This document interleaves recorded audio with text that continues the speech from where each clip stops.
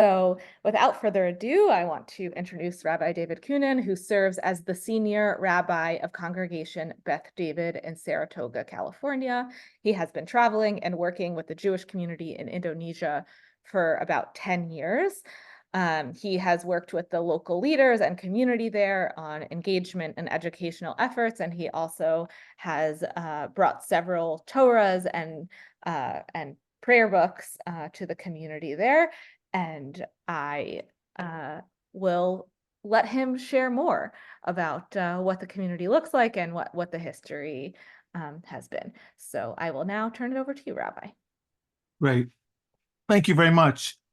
And it's a pleasure to be here. Just one correction. I didn't bring any prayer books. They created their own very wonderful prayer book in the Indonesian language as well as in transliteration in Hebrew. They didn't need us for that. But aside from that, everything was perfect and wonderful and correct. So it's a pleasure to be here. I'll just let you know how I got connected with Indonesia. I was for many years the rabbi of the Jewish community of Japan, and very active with the movement in Asia and Australia. I'm a conservative rabbi, and the conservative synagogues in Asia and in Australia were all connected loosely or more directly with the Union of Progressive Judaism, which is the umbrella organization of essentially non-Orthodox congregations in Australia, New Zealand, and Asia. And we were approached by the community in Indonesia to work with them, to provide mentorship, to help them as they were reemerging and growing. And that was about 12, 13 years ago now. And I've been back many, many times. We're in fact going back to Indonesia in July. And but working with a wonderful community that was very much a self-starter in doing a lot of the legwork to build their community. And then we came in the middle of their journey and have learned as much as we've tried to teach. I and a colleague, Rabbi Shoshana Kaminsky, who was in Adelaide, Australia. She's now moving to South Bend in Indiana, but she was a wonderful colleague. Unfortunately, she won't be traveling with me this July, but she'll be certainly missed. So let me, without further ado, turn to my presentation and introduce you to the community and to Indonesia a little bit.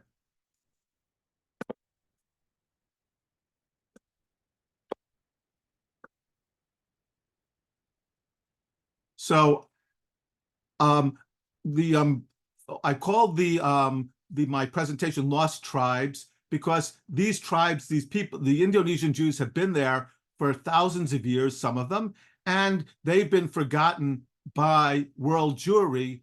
And they also, many ways, forgot that they were Jewish and have been rediscovering their Jewish connection over the last 20 years. So this is obviously Asia, and you can see Indonesia right on the bottom, just north of Australia. And the Jewish community of Indonesia spans the entire archipelago that you can see on the bottom of your screen. That's about 3,000 miles from Sumatra all the way to Papua, Indonesia. That's on the far right there.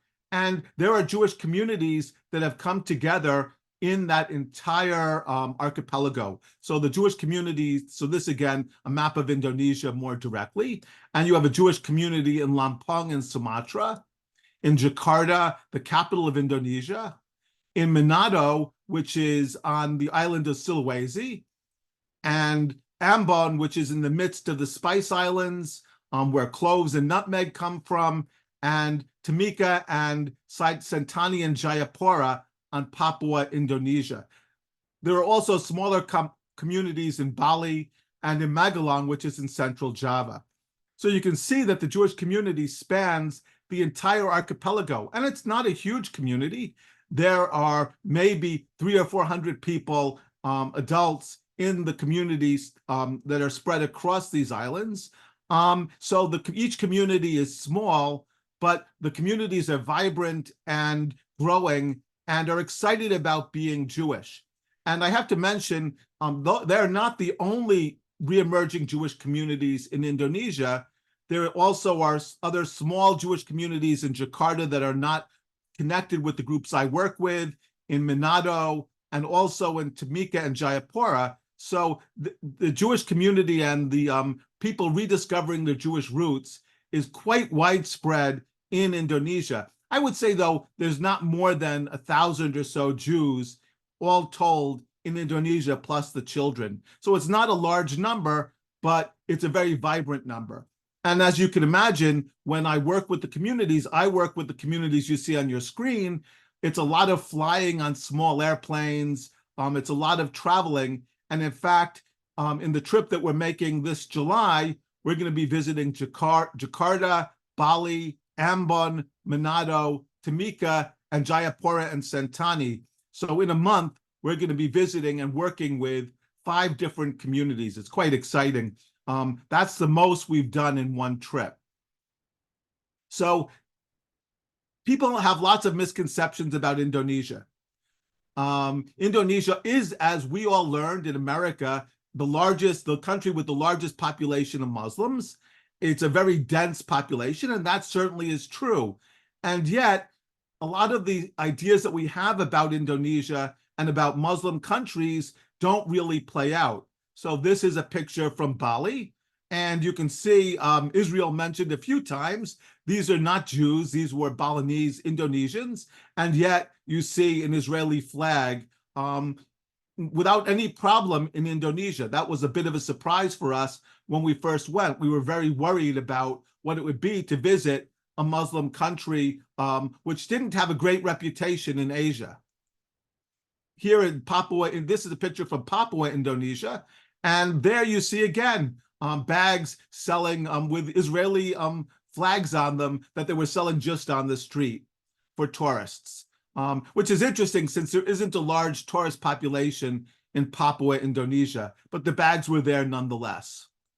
And of course, Indonesia is, as I mentioned, the world's largest population of Muslims, but the Muslims aren't the fundamentalists that we find out about in Afghanistan or other parts of Asia, especially, who are there tearing down their monuments, very prejudiced against other religions and fighting among themselves.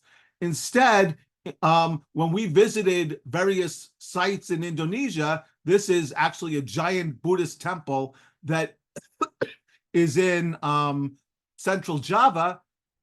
Most of the tourists that were there were Muslim, and they were having a lovely day, going out, seeing this temple, enjoying the Buddhist statuary without any problem. And about 10 miles from here, the giant Hindu temple, the largest Hindu temple, and this is the largest Buddhist temple in the world. It was a ruin that was buried by volcanic ash for 500 years or 600 years, rediscovered in perfect condition.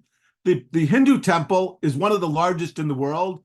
It also is ancient. It's about 1,000 years old, a little bit more than that. But it also, and it still is in use, but it also was filled with Muslim tourists looking at Hindu gods without any problem and enjoying themselves. And in fact, the religious diversity in Indonesia is more than one expects. Bali, for example, is 90% Hindu. And there are large Christian populations throughout Indonesia, as well as very significant indigenous populations all across the archipelago. So Indonesia is a place of amazing creativity, amazing artistic work, amazing cultural diversity, thousands of languages, thousands of different little peoples and groups. And so it was very, very unexpected. Now, the Jewish community has been in Indonesia for quite a long time. But the question is, of course, how did they get there? Indonesia is fairly isolated, yet there are very few countries in the world where there aren't indigenous Jewish populations. The only ones I can think of are Japan and Korea, and maybe a few of the countries in Southeast Asia, though people have begun to discover that there may be Jewish roots or Jewish communities that were ancient in Cambodia and Vietnam, and even in Thailand. So there is some evidence of that. But Japan is one of the few places where I was living where there isn't an indigenous Jewish population. But in Indonesia, there's a very ancient Jewish population. And the earliest historical records go back about 1,500 years to the early Muslim traders that came as the Muslim world expanded after Muhammad and the early years of Islam. And so we have Muslim traders as early as 700 CE, and Jewish traders list mentioned in Indonesia. So that's the first advent of a Jewish community in Indonesia, but we don't know much about it. Then, but in Papua and even in Ambon and the Spice Islands, they have a tradition of being even more ancient. They have a tradition of being descended from the 10 lost tribes. And so coming to Indonesia after the destruction of the Northern Kingdom, and some of them after the destruction of Jerusalem, which you see here, that's just a nice painting. So their tradition, maybe it's somewhat mythological. It's hard to find a route where the 10 lost tribes would have gotten to Indonesia, but it's not uncommon in Africa and Asia to find people with this long tradition. And the Papuan Jewish community has many traditions that connect with ancient Jewish traditions, which helps to support their idea of being from the 10 lost tribes. So here again, the 10 lost tribes. There are also, however, and this is a leader of the Papuan Jewish community with a bit of royal regalia that was presented to me when I was in Papua. And the royal breastplate that you see here has 10 stones. And according to the tradition, the 10 stones on the bottom represent the lost tribes, and the circle in the middle represents God.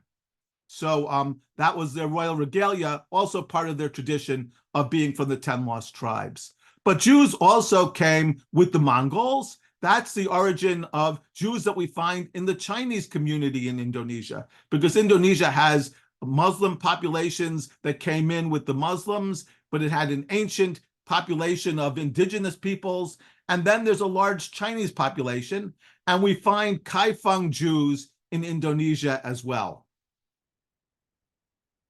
And we also find Jews that come in with later colonialist incursions. So the Portuguese came, so we find Jews who are descended from Anusim, from crypto Jews who came to the Portuguese diaspora following the forcible conversion in 1497 of all the Jews in Portugal. So here we see some pictures of the Inquisition. And these Jews came to Indonesia with Vasco da Gama, who you see here. He actually didn't come as far as Indonesia, but he came to India and brought secret Jews with him when he settled in Goa, and when he settled people in Goa. And later on, Ferdinand Magellan also was pivotal in establishing Portuguese colonies in the area of Indonesia and in the Spice Islands, where we find descendants of the Portuguese today, and many who have claims of Jewish descent. So we find Anusim in Ambon with long histories of secret Jewish practice and long histories of descent from Jewish families from Portugal. So we find names like Da Costa and also Prahia and other names that are similar to Jewish names that we find in other parts of the Portuguese diaspora. And so here we see the Spice Islands from a Portuguese map. And we also find Jews who came more openly as the Dutch conquered Indonesia in 1600, excuse me. So the Portuguese were only there for a period of about 100 years. Then the Dutch conquered much of Indonesia in 1600 and were there till 1948, with a brief hiatus when the Japanese replaced them. And there are many people all through Indonesia who are Jewish, whose grandparents came as Dutch planters, as Dutch officials in the Royal Dutch government, and working for the Dutch East India Company. And their great-grandchildren and grandchildren are rediscovering their Jewish heritage. So all of these kinds of descent form the United Indonesian Jewish Communities, the group that I work with.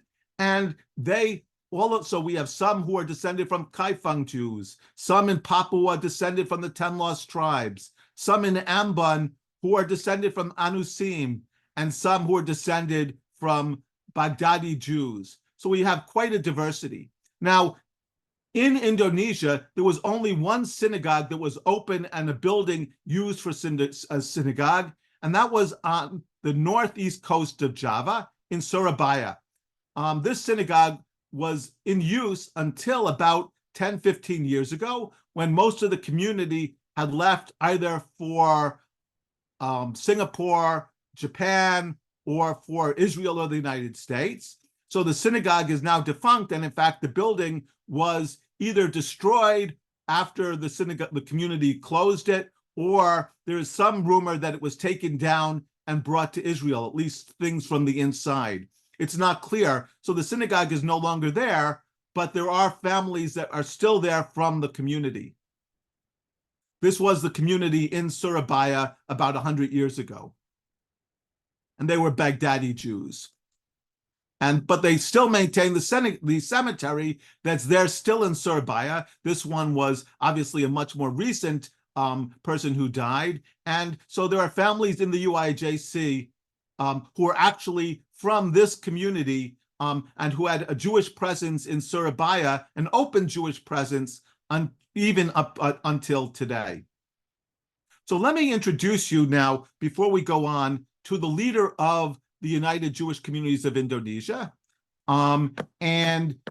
His family was Dutch, and his grandfather was an official in the Dutch royal government. Administration. He remained after independence, marrying and building a family. My Jewish grandfather for 1 year in Bogor when I was 13 years old. And then suddenly Opa say, you know, actually I'm not Dutch, German, and I'm Jewish. You see, actually from my pointed nose. And we start to talk about why there is Israel and Jewish people, and we have to be the light of the world. At the time, I thought, because I was raised in Islam, and I thought that Christianity and Judaism more or less one group. Nobody told me until I was 13 years old. Suddenly, when I lived together with my grandfather called me and 3 other grandsons and say, I am Jewish, and actually I perform your guys' baby name, Jewish baby name. So I'm Benny. I name you as Benjamin. I put my name to you, and so you guys have to be circumcised. And I was very surprised, and I say, Opa, this is the German title of grandfather. Opa, I thought I will not be a Muslim, so I don't require circumcision. And he said it has nothing to do with Islam, and even with Christians. This is Jewish. I'm Jewish, and you have to continue this tradition.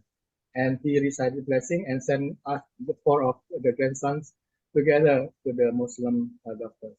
The last meeting before he passed away, and he questioned me, okay, God instruct you to do one work, one mission, but you did 4 things, and not even one single from the 4 things that you are doing actually asked by God. And I told you that you are not Christian. You are actually, I put my name on you, so you continue my destiny. Meaning that you will do one work, only one work, just obey to the one work, and don't be surprised that no single church will like you.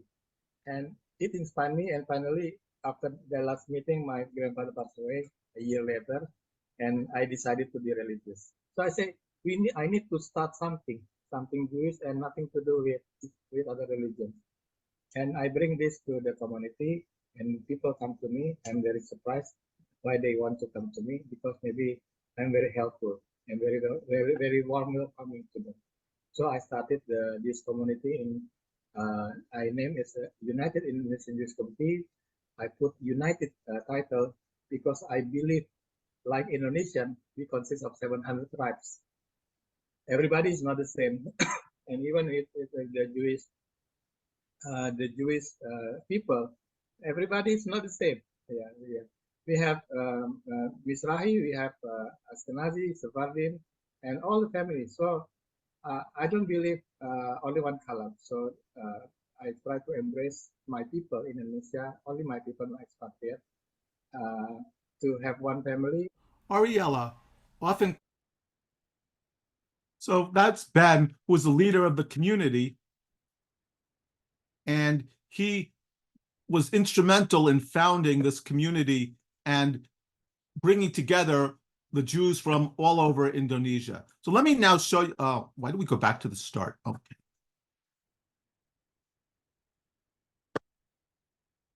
So let me now introduce you to the community itself. So the community is very, very active. They're very excited about being Jewish, and they have to be, and they were very self-sufficient. They work very hard to celebrate their Jewish lives in every aspect that they can. And so, and to be very visible about their Judaism. So as you see here, they're putting up a mezuzah, and which of course we have in our, many people have in our Jewish homes. And this is something that they do religiously. When we've come, and we're going on our 7th trip this time, and I'm going to be bringing 15 mezuzot with me, mostly though for new people or people who want to put it in a second home or in many rooms in their homes, because in the past trips, when I brought mezuzot, it's sometimes been hard to find people who need them, because everybody gets a mezuzah as soon as they can. They put it up and they celebrate because they want to be proud. They want to share their sense of being Jewish with their community, and they're not afraid to share it with the world. And so here you see Ben, this is a younger Ben, quite a while ago, with his son, and celebrating the fact of a baby naming, and after his brit milah for his son, celebrating and happy to be Jewish. Now, the community has a number of Torah scrolls now. They have actually they have 4 scrolls currently, and we'll have a 5th scroll as soon as I get there this summer. But up until recently, they only actually had 1 Torah scroll. So this is Ben's scroll. He got it he purchased it many, many years ago. It's a Sephardic scroll, and he used to carry it all across Indonesia so that every community would be able to see a real Torah. So this is probably the most traveled Torah scroll in the world. On Pesach, on the first day, he might be in Sumatra with his family. Then in an intermediate day, he might be in Jakarta and in Ambon. And then often on the last days of Pesach, he would be in Papua. So he would make sure to bring his scroll and to be with different parts of his community over all the time of the, bring the scroll during holidays, to be everywhere and ubiquitous within his community. And he here is reading, but he's not the only one who reads the Torah. Actually, what we found is that there are so many people who've learned how to read the Torah, how to chant, how to daven. It's a community that is very much a self-starter. They did all of that without our help, without really anybody helping beyond the internet. They mastered the skills to create a very strong Jewish community. And you can see there, one of the gentlemen is holding a book which they've created, which has the Torah in Bahasa Indonesia, in transliteration and in Hebrew. And they've done the same thing with the Siddur as well. Here is Ariella, the leader of the Papuan community, reading from that same scroll without its case, because the case was a bit too expensive to carry to Papua. But you see the variety of people, and of course the community is egalitarian, so that men and women equally fulfill all the roles in the community. And Ariella is quite a wonderful Torah reader. In fact, during our last trip, and we'll see pictures of this, we celebrated 5 bar and bat mitzvahs in Papua, and Ariella had trained all the young people to read from the Torah. And actually, none of the kids had actually seen the scroll because they were from different smaller parts of the community. And they came together at Ariella's house, and they all read from the scroll beautifully. I guess that's the miracle of being able to take pictures now and share the pictures. But here is Ariella reading from the scroll. Now, the community doesn't have at the moment any permanent synagogues. So usually the synagogues are in a room in the house, and they call it a home synagogue.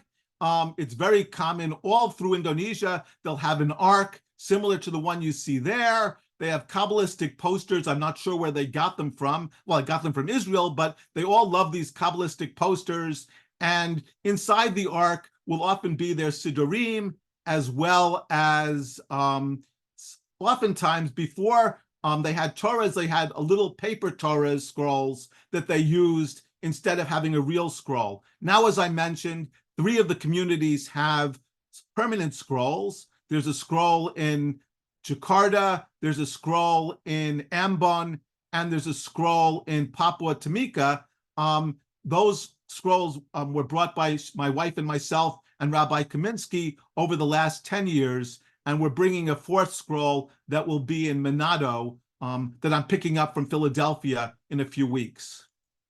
So here, another home synagogue from a different community.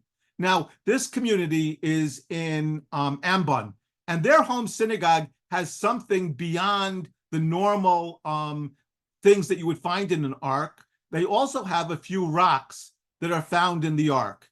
And that's a strange thing, but that represents one of the challenges faced by the Ambonese community. When they established themselves, a local Christian pastor was angry that they were forming a Jewish community, so he and some of his followers threw rocks at the house. So the anti-Semitism sadly came from the Christian community in Ambon, not the Muslim community.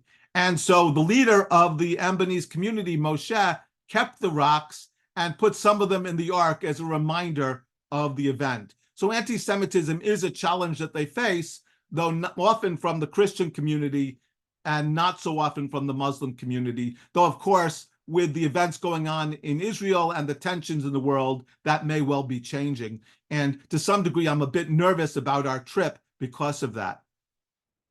So here is the leader of the Manado community. This is Vicky.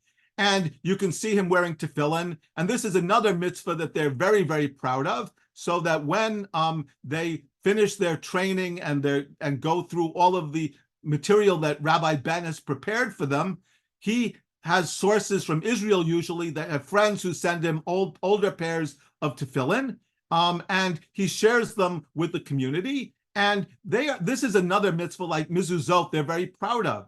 So if you go on the web and find pictures from the community, you often find pictures of them wearing their tefillin. They're very, very proud of that. And so this is the first time that Vicky wore his tefillin, and so we posted a picture to celebrate the fact.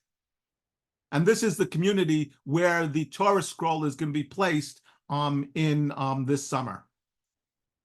And here they're reading from the paper Torah that currently is in their community.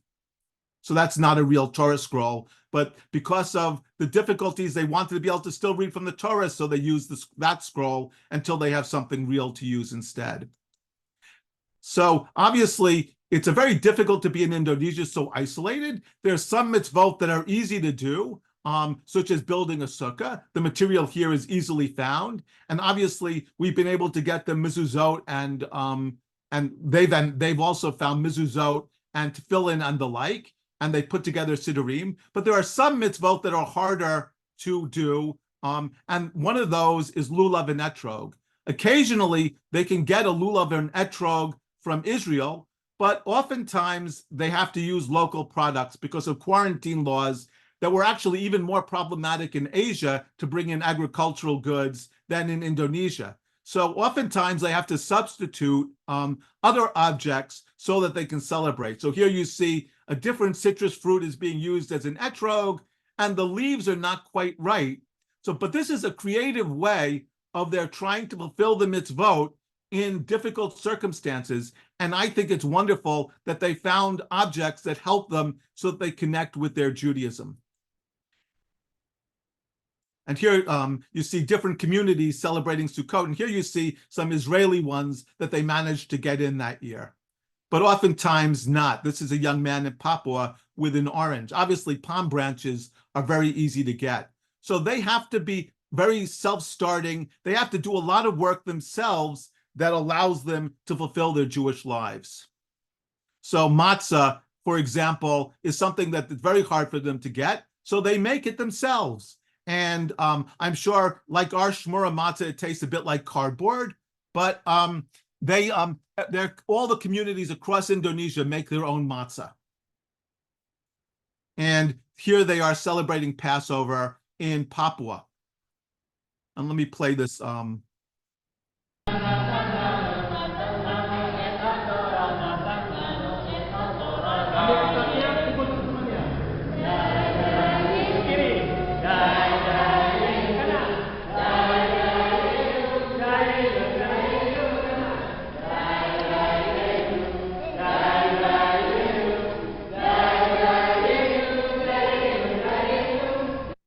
So that's a custom. They were hitting each other with their hagudot, or with paper. They were basing that on the custom that you take leeks or scallions. It's a Sephardi custom, and during Dayenu, you tap each other on the shoulder to represent the whips of the Egyptians. So it's a wonderful custom, and one they often will pick up Sephardi customs, especially in Papua and in Ambon, because of the Portuguese descent of many of the people in the community. So here you see their food, though, for Shabbat.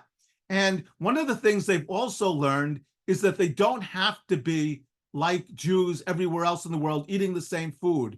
Initially, friends of Ben told him, oh, on Shabbat, you have to eat roast chicken, you have to eat kugel, you have to eat, chicken soup with kanedlach. And the Indonesians tried that, but they found that the food was tasteless because it had no spice. And they also, it wasn't authentic to them. And they've more recently realized that there's no such thing as Jewish food, meaning that for the whole world, Jewish food is what Jews eat. So the food that you see here, which is Indonesian food, is as Jewish as any food anywhere else in the world. Now, of course, they have to be self-sufficient on it, and they do want to have chicken because when they want to have chicken, they have to do it themselves. So here, Rabbi Ben is doing the shechting for the chicken. And close your eyes for a few minutes if you don't like butchering. So they have to do all the work themselves. But of course, challah is something that Jews do eat pretty much everywhere. So they make their own challah. They have a problem, though. They generally don't have ovens. So their challahs come out really flat. They use domed, they have generally, they'll often have a stove, and they use a dome over the stove to try to create an oven effect. It doesn't work so well for halot. Some more Indonesian food, traditional Jewish Indonesian food.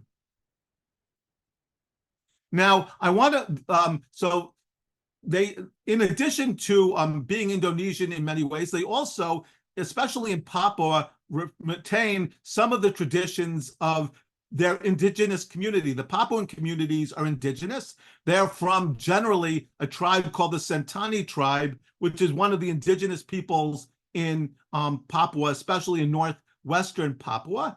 And so here you see the welcome ceremony when Shelley, Shoshana, and I came to Papua for the first time. We weren't the first rabbis that came to Papua, but the rabbis that came before us stayed in a hotel and insisted that the community visit them in the hotel.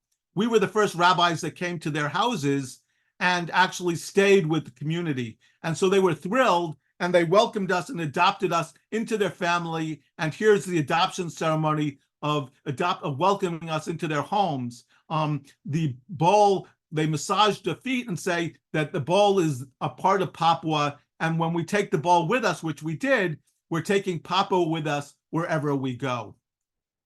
And here we were also adopted into the royal family. Ariella is from one of the major royal families of the Sentani people, as is this gentleman, who's also the royal artificer. So I was inaugurated as a Papuan king, and Shoshana and Shelley as Papuan queens.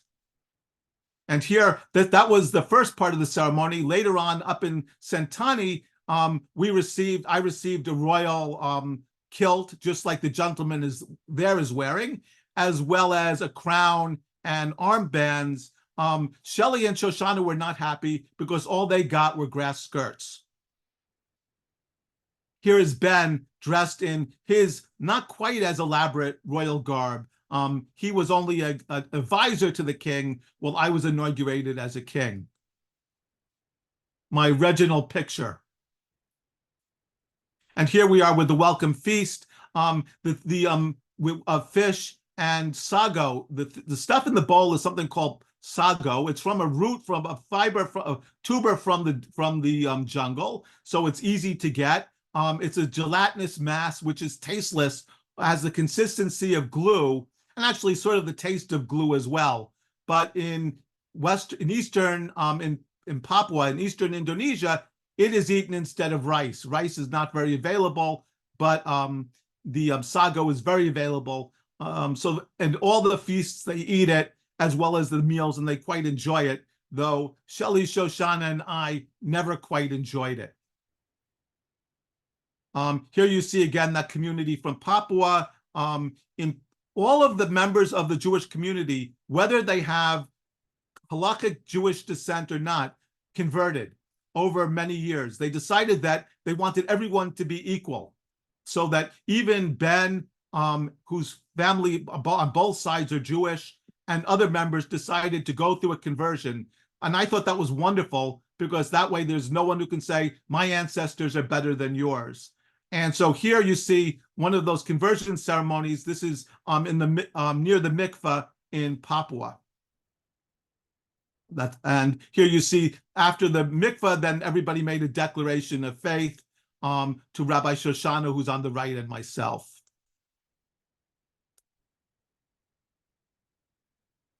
Now, I want to introduce you to the community in Sentani because it's rather unique. So Sentani, the people in Papua are indigenous, as I mentioned, and Ariella lives in Tamika, which is a gold mine town, and they're relatively affluent. But her mother and many of the other members of the community live in northern Papua in the community of Tamika, which is an indigenous community. So I wanted you to introduce it because it's a very poor community. Whenever Ben visits, he always brings large packages of clothing. We brought pencils and paper and other school supplies when we go to try to support a community that is quite poor, especially after COVID. And they also had a mudslide which destroyed many of the houses. But this is the community. You can see the houses are simple, made of unfinished wood. They get most of their livelihood from the lake and from the fishing, and their houses are quite simple. That's a kitchen in one of the houses of people in our community. And that's a dishwasher with water right from the lake, which that was a little problematic for me, but they do have a well in the town with potable water, but they use the water from the lake for cleaning their dishes. Now, this is the home, interestingly, of a queen from the family, Ariella's mother. They actually were quite wealthy and owned property in Jayapura and in other parts of northern of the community, but she decided to stay in her traditional home right above the lake, even though they have other property, because she saw herself as a steward of the lake. But notice the mezuzah on the door of this very simple Papuan house. And notice the unfinished boards, and those are the simple furnishings that she had in her house. She slept on a tiny cot you can see in the distance, and those plastic chairs were the sum total of the furniture in the house. Now, I want to give you a little bit of a taste of what our trips are like. So this was from our last trip. This is in Makassar, which is a stop-off point. We stopped for fish. We stopped in a hotel, which was rather ghastly, but the food was great. We picked our fish from a tub, and they then cooked it on this gas stove. This was a Muslim kiosk just on the side of the road. They'd never had Westerners eat in the restaurant, and certainly never rabbis, but they were really thrilled that we were there. So that's the kiosk. And that's the mosque in Makassar, looking sort of like a wedding cake. So there's some of the fish that we chose. This is a different, actually, this is a restaurant in Makassar, which was very similar. Now, we went to Papua, and in Papua, we celebrated 5 different bar mitzvahs during the trip. And so that was one of the major things we did, celebrating with the bar mitzvahs. We didn't have to do any of the teaching. They learned everything. But here there's reading from the scroll that we brought the trip before. And there are the young people who celebrated their bar and bat mitzvahs that trip when we were there. One of the things that we've been encouraging them is to make local talitot. So there you see Rabbi Shoshana, Rabbi Ben, and myself wearing our local Papuan batik talitot. And one of the things that we also have been encouraging them is to realize they don't need to dress like Chabadniks, which they had gotten that idea from the internet. So now oftentimes they'll wear batik instead of white shirts and black hats to emphasize their fact of being Indonesian Jews. We also ordained 6 here para rabbis, actually 8, people who are trained to lead the community, to read Torah, to daven, to help do pastoral work. So over in Indonesia, we've ordained about 20 different para rabbis who work with Ben to help lead the community. And we also did quite a number of weddings. In Papua, we did one wedding. Ariella and her husband, John, wanted to have a chuppah. And so she rented this beautiful wedding gown. And we, you can see them carrying also, wearing Papuan designs. And so this was the first Jewish wedding in Papua. And there's John celebrating. During the wedding itself, he wasn't wearing shoes because the Papuans don't generally wear shoes, but he carefully put them on before the end of the wedding because he didn't want to break the glass in his bare feet. And then we also did one conversion that trip. Ariella and John they have a big family themselves. They have 2 daughters, actually not a small family, 2 daughters and an adopted son. But they also, whenever there's a family in the community that has a need where they where they have too many children, or they don't have the wherewithal to raise all their children, Ariella and John will pick up the slack and help raise their children. So here they adopted this little girl, and she's now being converted, Siswari. And Shelley, while we were there, in order to encourage the making of the Papuan talitot, has been teaching them how to tie tzitzit. And so there's the Papuan community. So just a little bit of the food of Indonesia. This is tempeh and tofu, which are staples all through Indonesia, quite delicious. Lots of vegetables with little tiny quail eggs. And this is sago, absolutely disgusting. But you have to try it each time to do one for the team. So I've eaten it many times. I'm getting used to it. There's another way. Sago is also served that way. They said, oh, this is really special because you're here as rabbis. It tastes exactly the same. So here are some pictures of bringing the Torah last time to Ambon. So this was a Torah from congregation Beth Shalom Hever Shas in Syracuse. That congregation is vibrant, but they had about 8 Torahs. So they said, well, sure, we'll send one to Indonesia.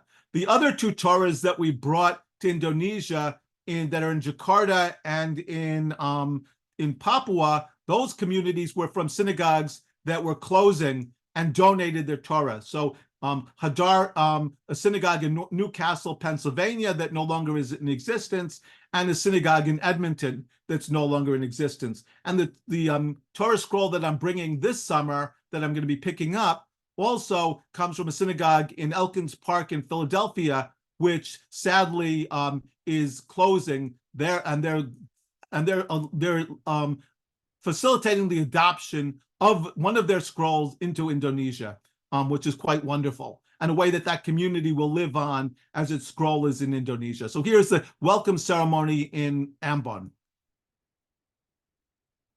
That's the leader Moshe of the Ambonese community.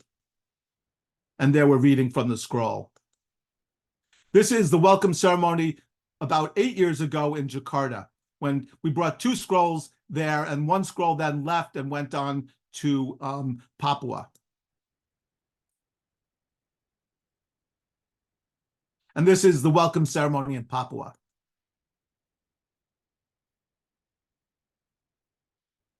So one of the things we also do is conversions. The last time when we were in Ambon, we wanted to do our mikveh here at the ocean, but you can see how high the water was. There even was a sign that says, when the tide is high, don't go in. They still wanted to because they were really excited about finishing their conversions. We convinced them to find a more calm river place to finally do the conversions, but they were very excited about it and wanted to do it. So here you see some more pictures of the communities and some of the weddings that we celebrated. And just as a close, this is in Ambon, or towards a close, this is in Ambon. This is a community that is many of Portuguese descent, but also is indigenous. And they showed us the community. This is the community meeting house. And you see those coconuts? Well, they told me that 150 years ago, those wouldn't have been coconuts. They would have been the heads of their enemies. Luckily today, they're coconuts.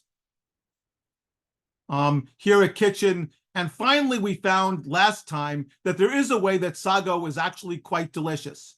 If you take sago, put it in the mold that you see on the left, and then you fill it with palm sugar, then it is quite delicious. So the palm sugar was boiling hot, but it was absolutely wonderful. So sago, when it's crunchy, can be delicious with lots and lots of palm sugar.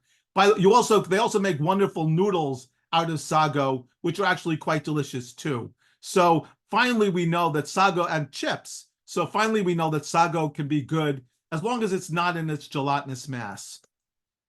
Now, poverty is a problem in the community. So these Ambonese young men have left Ambon and gone to Papua to prospect for gold, because they're underemployed in Ambon, and especially after COVID, they weren't able to support their families. So they haven't been very successful in their prospecting, but they have been assiduous in celebrating their Jewish lives while being in the jungle, suffering from malaria and all the other privations of trying to prospect for gold. So there you see the jungle.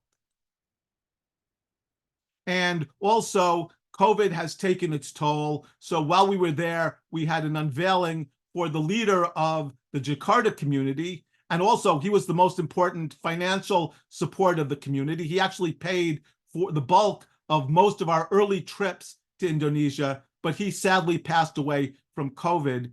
And he'll be sorely missed.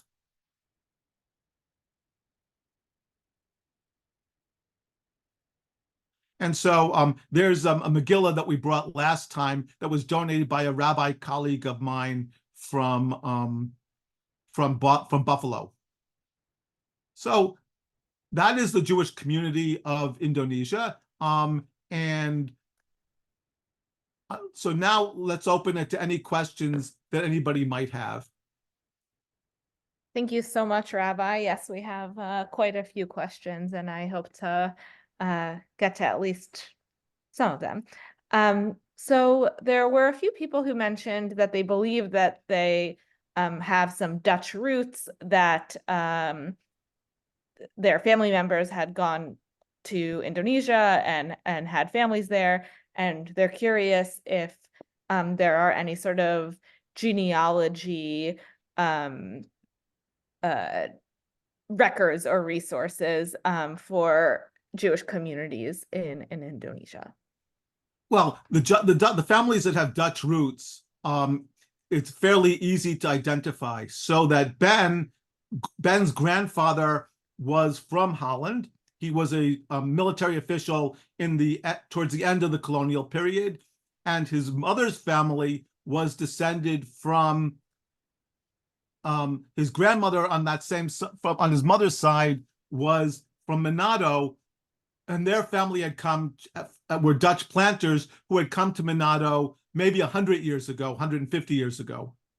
And so there were genealogies for those families, and there were also records of connecting with European parts of the family and even some Jewish items, so that Ben has been able to reconnect with his Jewish cousins in Holland and in Germany, and other members of the Jewish community, especially the Dutch members, have as well. The Portuguese families do have resources of genealogies and also and traditions passed down, though those are not quite as clear. Though we find connections with them in Inquisition records in Goa, as well as Inquisition records that come from Portugal. Thank you.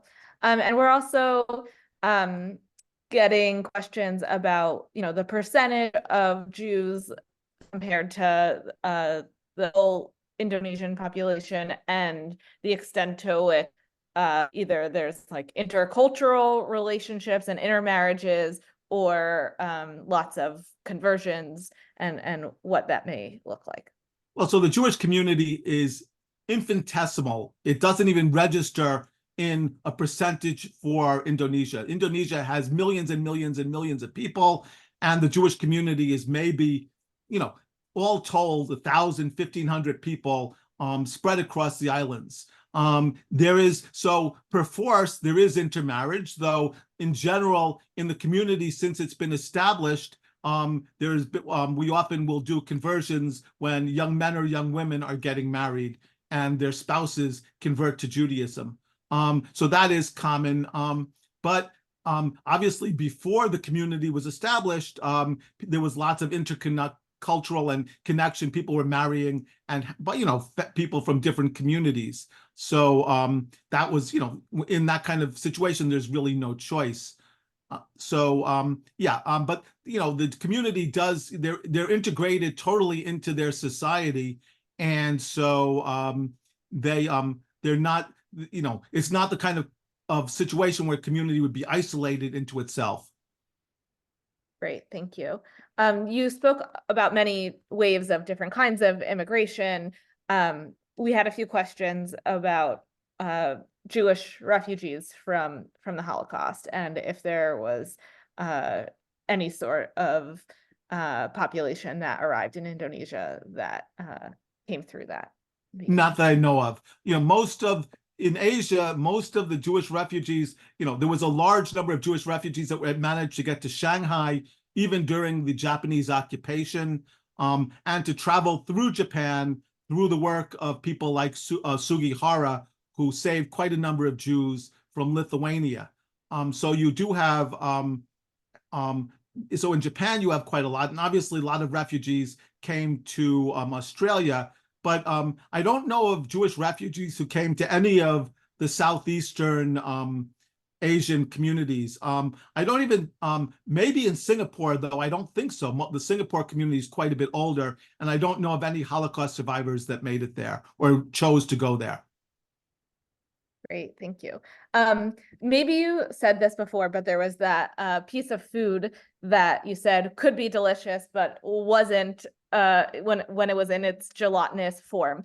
I didn't catch what plant that was, or what exactly that was. It's called sago. So it's from a root tuber that's found from a palm tree found in the jungle, and they pound it.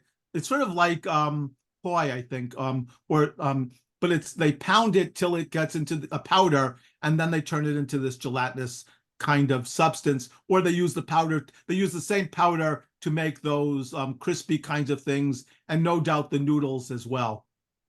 I quite enjoy the noodles. They're sort of like what are those shirataki noodles from Japan that are also made from a tuber or a yam. And they don't have much taste, although they have a little bit of a fishy smell before you cook them, but they're quite delicious. And so sago was like that. Great, thank you. So, you shared many pictures of Israeli flags and the bags and etc. Is there funding, or is there any sense that the Indonesian Jewish population has traveled to Israel, or has a desire to do so? what is the relationship there? There certainly is a desire to travel to Israel, and some people have expressed desire for Aliyah. Ben has been in Israel and the United States and in Japan, and Ben and his wife, and he went with a few of the other leaders, especially from Jakarta.